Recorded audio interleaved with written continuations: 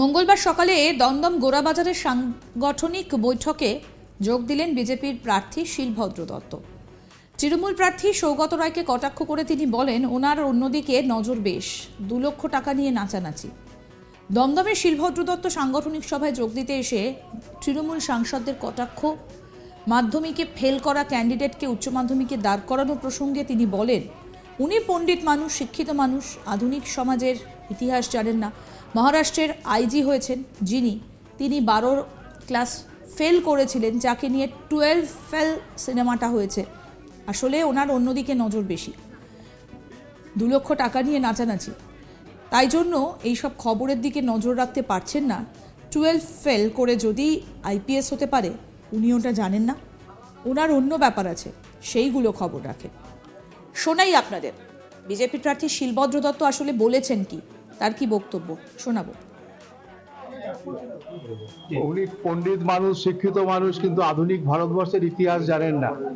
মহারাষ্ট্রের আইজি হয়েছেন যিনি, তিনি 12 ফেল করেছিলেন, যাকে নিয়ে 12 ফেল সিনেমাটা হয়েছে।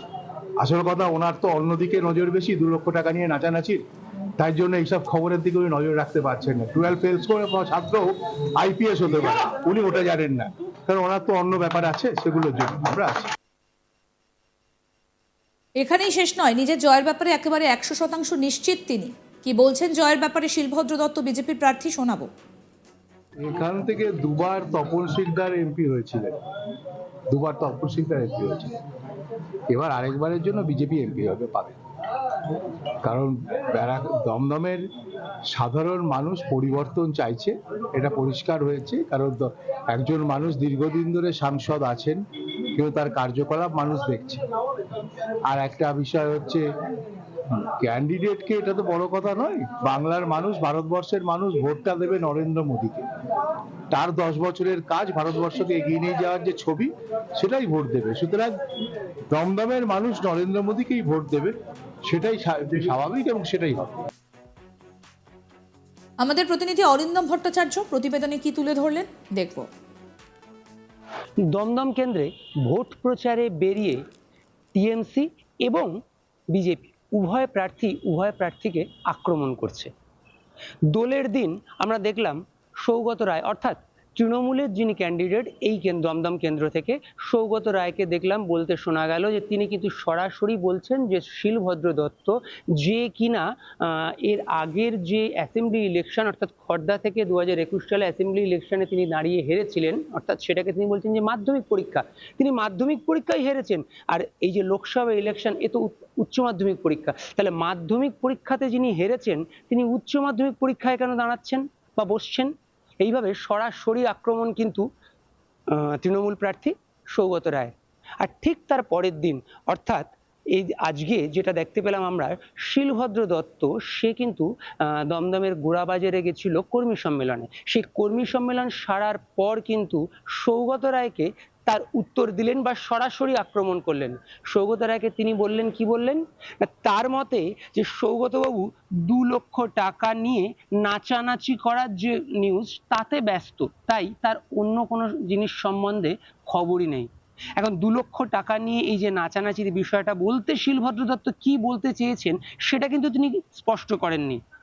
সৌগত বাবুকে টাকা নেওয়ার অভিযোগ করছেন, নাকি সৌগত বাবুর ক্ষেত্রে নাচানাচির অভিযোগ করছেন, এই রকম কোনো মন্তব্য কিন্তু শিলভদ্র দত্ত করছেন না। তিনি কিন্তু সরাসরি বলছেন সৌগত রায় তার অন্য নিউজ সম্বন্ধে দেখার সময় নেই, কারণ তিনি 2 লক্ষ টাকা নিয়ে নাচানাচিতে ব্যস্ত।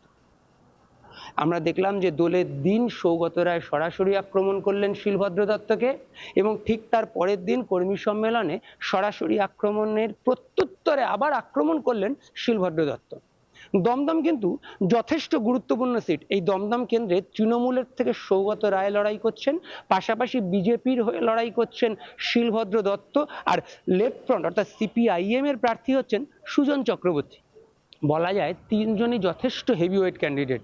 আর এই 3 জন হেভিওয়েট ক্যান্ডিডেটের মধ্যে ইতিমধ্যেই 3 জনেই প্রচার শুরু করেছেন, এবং এই প্রচার শুরুর মধ্যেই কিন্তু সুজন চক্রবর্তী যদিও সৌগত রায়কে সরাসরি এ ধরনের কোনো আক্রমণ করেননি এখনো পর্যন্ত, কিন্তু শিলভদ্র দত্ত কিন্তু সৌগত রায়ের কথার উত্তরে সরাসরি আক্রমণ করলেন। অর্থাৎ সৌগত রায় শিলভদ্র দত্তকে যেভাবে আক্রমণ করেছিলেন যে খড়দার নির্বাচনে তিনি দাঁড়িয়ে হেরেছেন, অর্থাৎ মাধ্যমিক পরীক্ষায় তিনি পাশ করতে পারেননি, আর লোকসভার ভোট তো উচ্চ মাধ্যমিক পরীক্ষা, মাধ্যমিক পরীক্ষা পাশ করতে না পেরেই তিনি উচ্চ মাধ্যমিক পরীক্ষায় বসতে চলেছেন, এইভাবে কিন্তু কটাক্ষ করেছিলেন শিলভদ্র দত্তকে। তার উত্তরই কিন্তু এদিন দিলেন শিলভদ্র দত্ত, সৌগত রায়কেই কটাক্ষ করলেন এবং সৌগত রায়কে সরাসরি বললেন যে তার তো অন্য কোনো নিউজ সম্বন্ধে খোঁজ নেওয়ারই সময় নেই, তিনি তো অন্য কোনো নিউজ জানেনই না। কারণ হিসেবে তিনি বলছেন সৌগত রায় 2 লক্ষ টাকা নিয়ে নাচানাচিতে ব্যস্ত। কিসের 2 লক্ষ টাকা বা কিসের জন্য নাচানাচি, এগুলো কিন্তু তিনি একদমই স্পষ্ট করছেন না, বা এই বিষয়ে কিন্তু একটি শব্দও বলছেন না। শুধুমাত্র এই শব্দ দুটো তিনি সৌগত রায়ের ক্ষেত্রে উচ্চারণ করছেন। এখন দেখার যে এই ভোট প্রচার যত এগোবে, সৌগত রায় আর শিলভদ্র দত্ত দুজনে দুজনকে আরো কতটা কড়া ভাষায় বা আরো কি বলে আক্রমণ করতে পারে, বা একে অপরের প্রত্যুত্তরে কি বলতে পারে। কারণ এই যে দমদম কেন্দ্র, এই কেন্দ্র থেকে 3 বার কিন্তু জয়ী হয়েছেন সৌগত রায় এবং 3 বারের এমপি তিনি, এবার তার 4র্থ বার। আর এই কেন্দ্র থেকে এর আগের বার বিজেপির শ্রমিক ভট্টাচার্য তিনিও কিন্তু হেরেছিলেন এই সৌগত রায়ের কাছেই। আর এবার শিলভদ্র দত্ত 2021 সালে কিন্তু খড়দা যে থেকে যিনি দাঁড়িয়েছিলেন এবং সেখানে যে নির্বাচন অর্থাৎ অ্যাসেম্বলি নির্বাচন, সেখানে কিন্তু তিনি হেরেছিলেন। যদিও এই শিলভদ্র দত্ত কিন্তু এর আগে তৃণমূলেরই ছিলেন এবং পরবর্তীতে তৃণমূল থেকে তিনি বিজেপিতে যান এবং খড়দা বিধানসভা ইলেকশনে তিনি হারেন। আর এবারে তাকেই প্রার্থী করা হয়েছে লোকসভায় দমদম কেন্দ্রে, এবং দমদম কেন্দ্রে প্রার্থী হওয়ার পরেই কিন্তু সৌগত রায় এবং শিলভদ্র দত্ত দুজনেই একে অপরকে আক্রমণে ব্যস্ত হয়ে পড়েছেন।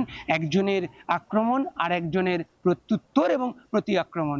এখন দেখার যে যত এই ইলেকশনের দিন কাছে আসবে এবং যত প্রচারের ঝাঁজ বাড়বে, তত এই দুজনের মধ্যে কি রকম আক্রমণ হতে পারে বা কি রকম একে অপরের প্রতি মন্তব্য হতে পারে। অর্থাৎ লোকসভা ভোটের প্রচার একেবারে জমজমাট। তৃণমূল বিজেপির প্রার্থী তারা ইতিমধ্যেই প্রচারে বেরিয়েছেন এবং একজন আরেকজনকে একেবারে বিততে শুরু করেছেন। শিলভদ্র দত্ত, সৌগত রায়, লড়াই কিন্তু দমদম কেন্দ্রে এবারে জমজমাট।